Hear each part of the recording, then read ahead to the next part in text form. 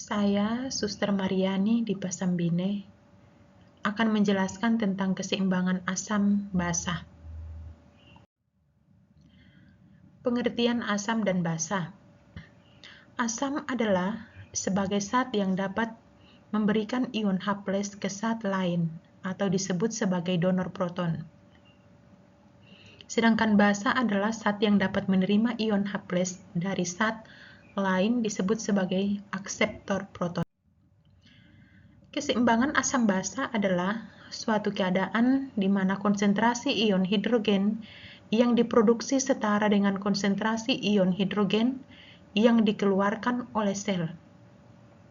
Keseimbangan asam basa adalah keseimbangan ion hidrogen. Walaupun produksi akan terus menghasilkan ion hidrogen dalam jumlah sangat banyak, ternyata konsentrasi ion hidrogen dipertahankan pada kadar rendah pH 7,4. Derajat keasaman atau pH darah manusia normalnya berkisar antara 7,35 hingga 7,45. Tubuh manusia mampu mempertahankan keseimbangan asam dan basa agar proses metabolisme dan fungsi organ dapat berjalan optimal. Keseimbangan asam basa dalam tubuh manusia diatur oleh dua sistem organ, yakni paru dan ginjal. Paru berperan dalam pelepasan atau ekskresi CO2 dan ginjal berperan dalam pelepasan asam. Asam, zat yang dalam larutan airnya dapat melepaskan ion hidrogen H+. Asam umumnya memiliki rasa masam. Basa, zat yang dalam larutan airnya dapat melepaskan ion hidroksida atau OH-. Basa umumnya terasa licin dan memiliki rasa pahit. Faktor yang mempengaruhi keseimbangan asam dan basa. A. Sistem buffer. Sistem buffer ini menetralisir kelebihan ion hidrogen, bersifat temporer, dan tidak melakukan eliminasi. Fungsi utama sistem buffer adalah mencegah perubahan pH yang disebabkan oleh pengaruh asam fiksed dan asam organik pada cairan ekstraseluler. Sistem ini memiliki keterbatasan, yaitu A.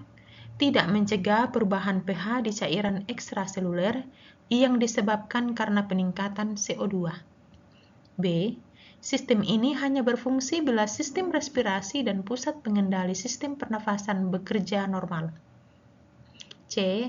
Kemampuan menyelenggarakan sistem buffer tergantung pada ion bikarbonat. Ada 4 sistem buffer, yaitu buffer biokarbonat merupakan sistem dapar di cairan ekstrasel, terutama untuk perubahan yang disebabkan oleh non-biokarbonat. Buffer protein merupakan sistem dapar di cairan ekstrasel dan intrasel. 3. Buffer hemoglobin merupakan sistem dapar di dalam eritrosit untuk perubahan asam karbonat. 4. Buffer fosfat merupakan sistem dapar di sistem perkemihan dan cairan intrasel. B. Sistem paru. Paru-paru di bawah medula otak mengendalikan karbon dioksida dan karena itu juga mengendalikan kandungan asam karbonik dari cairan ekstraseluler. Paru-paru melakukan hal ini dengan menyesuaikan ventilasi sebagai respons terhadap jumlah karbon dioksida dalam darah. Kenaikan dari tekanan parsial karbon dioksida dalam darah arteri merupakan stimulan yang kuat untuk respirasi. Sistem ginjal. Sistem ginjal untuk mempertahankan keseimbangan asam basa. Ginjal harus mengeluarkan anion asam non-volatil dan mengganti HCO3-. Ginjal mengatur keseimbangan asam basa dengan sekresi dan reabsorpsi ion hidrogen dan ion bikarbonat. Ion hidrogen sangat reaktif dan mudah bergabung dengan ion bermuatan negatif pada konsentrasi yang sangat rendah. Ion hidrogen berinteraksi dengan berbagai molekul biologis sehingga dapat mempengaruhi struktur protein, fungsi enzim, dan ekstabilitas membran. Ion hidrogen proton. Ion hidrogen sangat penting pada fungsi normal tubuh, misalnya sebagai pompa proton, mitokondria, pada proses fosfolisasi oksidatif yang menghasilkan ATP. Jenis-jenis gangguan keseimbangan asam basa. 1. Asidosis respiratorik. Asidosis respiratorik adalah gangguan keseimbangan asam basa yang disebabkan oleh retensi CO2 akibat kondisi hiperkapnia.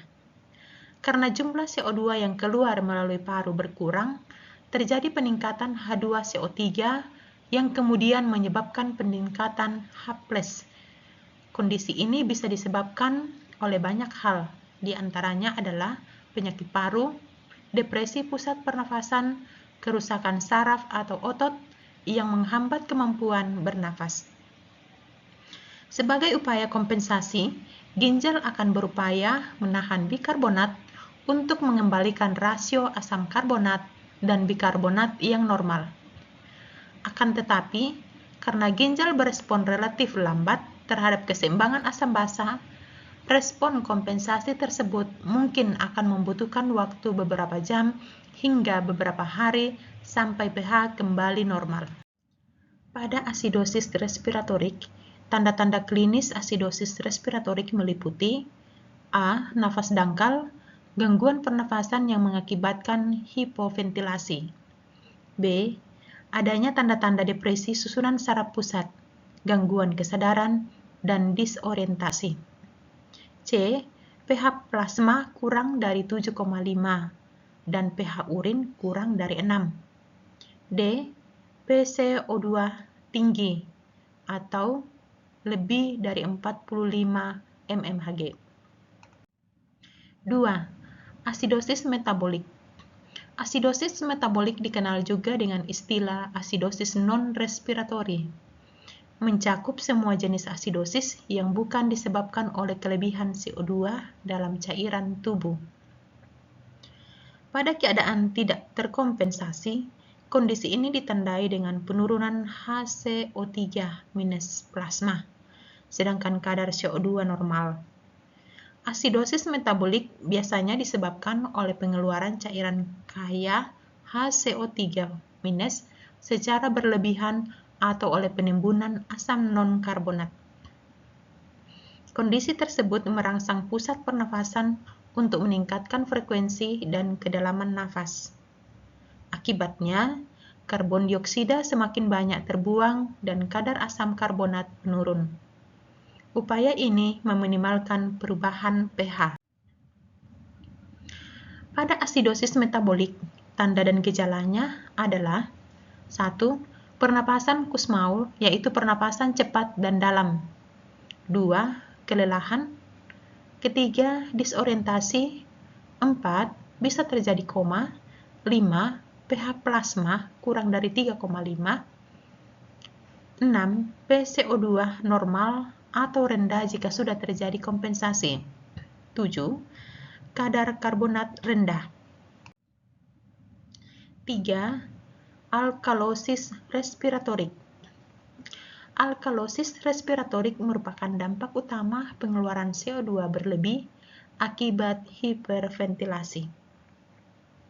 Jika ventilasi paru meningkat, jumlah CO2 dikeluarkan akan lebih besar daripada yang dihasilkan. Akibatnya, H2CO3 yang terbentuk berkurang dan H+ menurun. Kemungkinan penyebab alkalosis respiratori adalah demam, kecemasan, dan keracunan aspirin yang kesemuanya merangsang ventilasi yang berlebihan. Sebagai upaya kompensasi, ginjal akan mengekresikan bikarbonat untuk mengembalikan pH ke dalam rentang normal. Alkalosis respiratorik, tanda dan gejala klinisnya meliputi penglihatan kabur, bal, dan kesemutan pada ujung jari, tangan, dan kaki. Kemampuan konsentrasi terganggu. Tetani, kejang aritmia jantung. Itu pada kasus yang gawat. pH di bawah 7,45. Yang keempat, alkalosis metabolik. Alkalosis metabolik adalah penurunan atau reduksi H+ plasma yang disebabkan oleh defisiensi relatif asam-asam non-karbonat. Pada kondisi ini, peningkatan HCO3 tidak diimbangi dengan peningkatan CO2. Dalam keadaan tidak terkompensasi, kadar HCO3 bisa berlipat ganda dan menyebabkan rasio alkalotik 40/1. Kondisi ini antara lain disebabkan oleh muntah yang terus-menerus dan digesti obat-obatan alkali. Sebagai upaya kompensasi, pusat pernafasan ditekan agar pernapasan menjadi pendek dan dangkal. Akibatnya, karbon dioksida menjadi tertahan dan kadar asam karbonat meningkat guna mengimbangi kelebihan bikarbonat. Tanda dan gejala klinis alkalosis metabolik meliputi apatis, lemah, gangguan mental, misalnya terjadi gelisah, bingung, letargi, kram, dan pusing. Pemeriksaan diagnostik yang dapat dilakukan yang pertama yaitu analisa gas darah. Pemeriksaan ini dilakukan dengan mengambil sampel darah pasien melalui pembuluh darah arteri di pergelangan tangan, lengan, atau selangkangan. Analisa gas darah bertujuan untuk mengukur unsur-unsur yang memengaruhi keseimbangan asam basa yaitu pH darah, bikarbonat, saturasi oksigen, tekanan parsial oksigen, dan tekanan parsial karbon dioksida. Yang kedua, tes darah metabolik. Tes darah untuk melihat kelainan metabolik dilakukan dengan mengambil sampel darah pasien melalui pembuluh darah vena di tangan atau lengan. Selain digunakan untuk mengukur kadar pH darah, tes ini juga mengukur gula darah, protein, kalsium, dan elektrolit. 3. Pemeriksaan paru-paru. Pada pasien yang diduga mengalami asidosis respiratorik, dokter akan menjalankan ronsen dada untuk melihat kondisi paru pasien. Dokter juga dapat menjalankan tes fungsi paru seperti spirometri untuk mengukur jumlah udara yang dihirup dan dikeluarkan. Pemeriksaan lain yang dapat dilakukan adalah plethysmography, yaitu prosedur untuk mengukur volume udara di dalam paru-paru pasien. 4. Dilakukan tes urin. Selain melalui pemeriksaan sampel darah, gangguan keseimbangan asam basa dapat didiagnosis melalui tes urin atau urinalisis.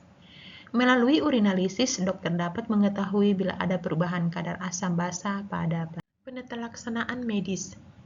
Penetalaksanaan gangguan keseimbangan asam basa tergantung pada jenis gangguan yang dialami dan biasanya dilakukan dengan menangani penyebabnya.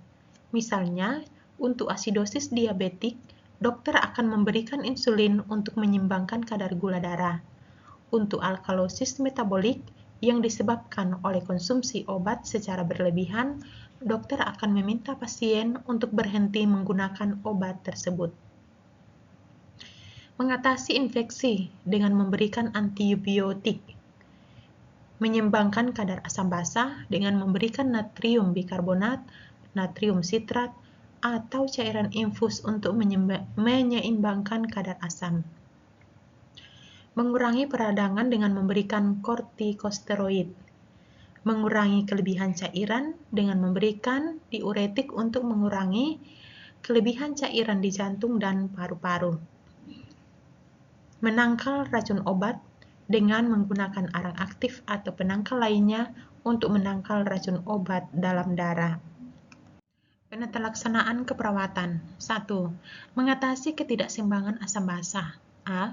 Berikan cairan intravena untuk mengembalikan keseimbangan elektrolit dan menormalkan kadar pH. B.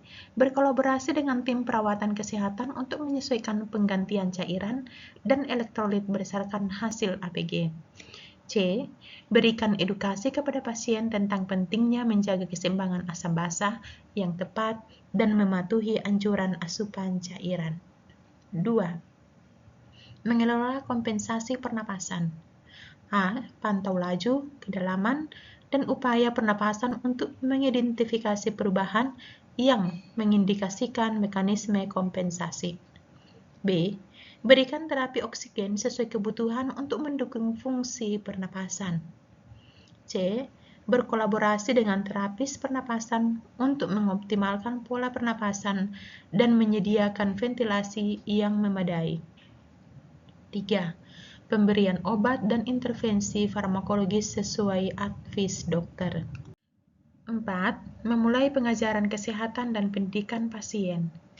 A. Ubah pola makan sesuai indikasi, pola makan rendah protein, tinggi karbohidrat jika terjadi gagal ginjal, atau pola makan untuk penderita diabetes.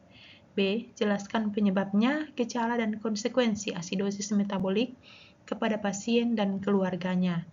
C. Ajari pasien cara memantau gejala mereka sendiri dan mengenali tanda-tanda asidosis yang memburuk.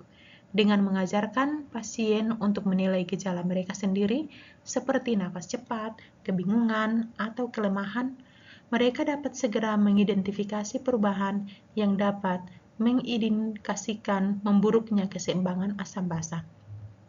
D. Berikan petunjuk tentang pemberian obat, penyesuaian pola makan, dan perubahan gaya hidup untuk mencegah kekambuhan. 5. Mencegah komplikasi dan memperbaiki ketidakseimbangan elektrolit. A. Pantau kadar kalium serum secara teratur dan nilai tanda-tanda hiperkalemia. B. Dengarkan bunyi usus dan ukur lingkar perut sesuai indikasi.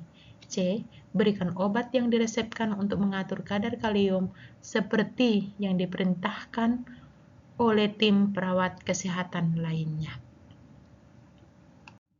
Demikian presentasi saya. Terima kasih. Saya Suster Mariani Dipa Sambine.